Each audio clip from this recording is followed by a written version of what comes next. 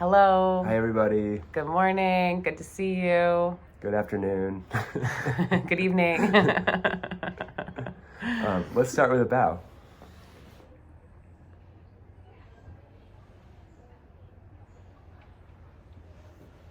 It's great to see you all. Thank you so much for the work that you have done so far in our course.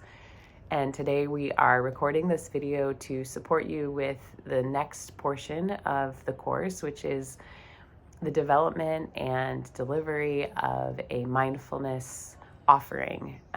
These offerings will be done at our upcoming intensive.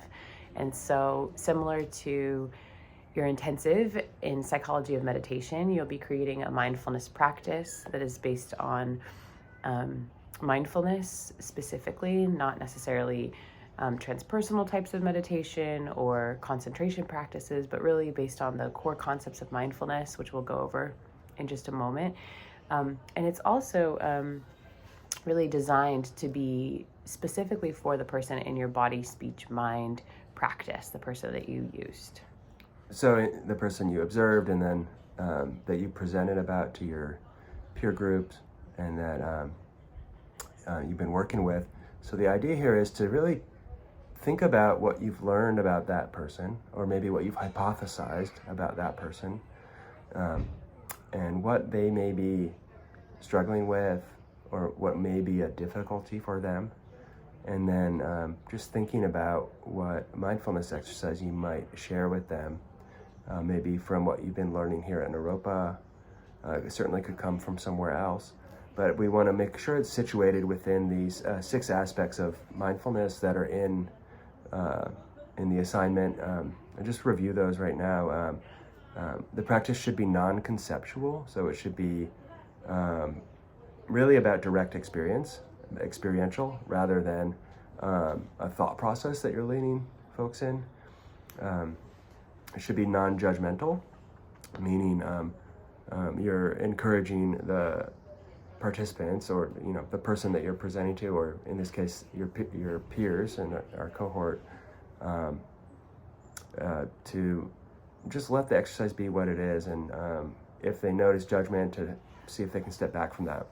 And you're not, with the non-judgmental piece, you're not trying to create a different state. So you're not trying to give somebody the experience of samadhi, let's say, or an experience of, particular ease. You're not going to have a visualization of them walking through a garden. This is actually really a direct interest in how things are arising exactly as they are, without it being some altered state or other state. And the practice is also present-centered, so it's really occurring in this moment, in the moment that you're in. It's not about the past or history. It's not about a future self or some idealized self. It's really about this moment.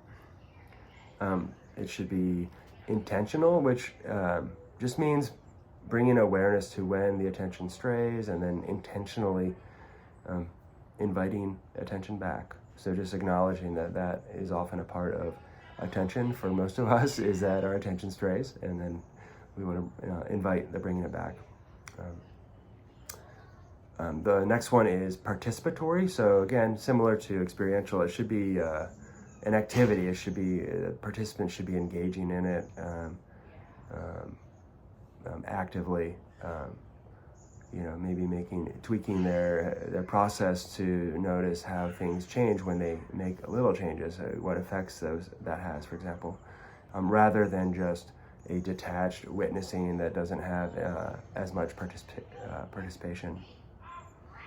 It'll also be exploratory. So throughout the practice, as it unfolds, you'll be noticing subtler and subtler aspects of perception. There's a quality of deepening as you carry on the practice, which often just occurs naturally when we slow down and get curious and open to our experience. And I'll say, I really like to think about this sort of similar to what Eric was saying, considering the dilemma or what the person's working with, and then really thinking about what you'd like to anchor the practice in. And so our anchors for practice if you remember, are often our senses. And so it could be a sound, could be a smell, could be a taste, could be a visual, could be the breath, like somatically a sensation. You could also anchor in the external world. If we go outside, sometimes people like to lay down in the grass or, walk a bit. It could be a walking practice, noticing the broader visual field, and perhaps also anchoring in the footsteps and the breath. So thinking about what are you really wanting to anchor? And that's the place where when the mind wanders, we end up coming back to again and again. And so that can be really different for different people. People who have done art practices, they've done dance practices, they've done breath practices. So thinking about this particular person and what really would be optimal for them. This is really this part of our course starts to translate into our clinical work, because we're going to be working with people and considering interventions and ways of being. And you might be bringing mindfulness as options in. And for some people, that might look, really like a simple practice of just being more conscious when you're taking a shower. I'll often offer people something like that. That won't work for this presentation, obviously. But thinking about the specific person and when they can actually, and how they can really utilize mindfulness in their day-to-day life in a way that maybe you're taking information that you already learned about them and kind of drawing on that. And I would encourage you all to, as you're preparing for this opportunity to lead your peers and your instructor in a mindfulness exercise, to kind of balance two things. On the one side is to really be thoughtful about the person that you have selected this exercise for. So, and what feels good to you, so that's the one side, is what would feel good to you about presenting to this client or this subject of your BSM exercise. And then the other side is, I would just encourage you to see if you can have some fun with this. I think this, there's a reason why, at Naropa, you're asked to lead mindfulness exercises kind of throughout your training. We want you to just get the experience of leading this exercise, and it's going to be with all your peers. So please try to have some fun, bring some liveliness to it if you can, and bring yourself to it for sure. I speak for myself, I guess. I really look forward to working with you all. I'm sure you do too. It's the best. It's like I often say that we end up creating a co-led retreat, which is just such a gift. I think it's a gift for us as instructors to sort of lean into being instructed by you. And I think it's a gift for one another to really be engaging in practice together in this way. And the nice thing about it, and I don't know if we directly address this just yet, is that there is an opportunity at the end of the presentation to offer feedback, and so feedback from peers. And so this is a time where you really learn, how did this go? It's a big experiment. What worked? What didn't? Maybe there was something you wanted more of when you were hearing a presentation. And so really considering that.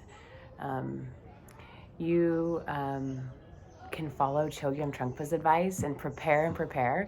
And then when you arrive to the moment, you can throw all the preparation out the window and just really meet the moment. We really want these to not be kind of read from script. This is really you offering an embodied experience in the present moment. So yeah, I really do look forward to seeing the presentations as well. We will include an article about feedback, because the feedback process is something that you're often engaging in at Naropa. It can be a bit vulnerable. And we have a great article just about kind of how we use feedback and how we offer it.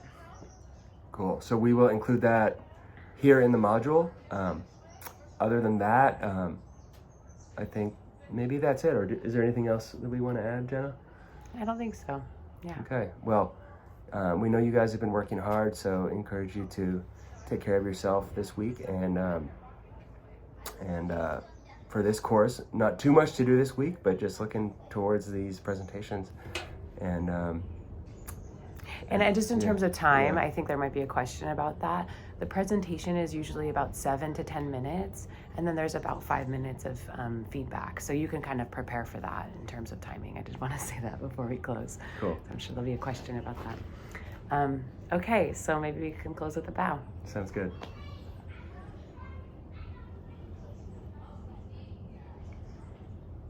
All right, bye everybody. Bye.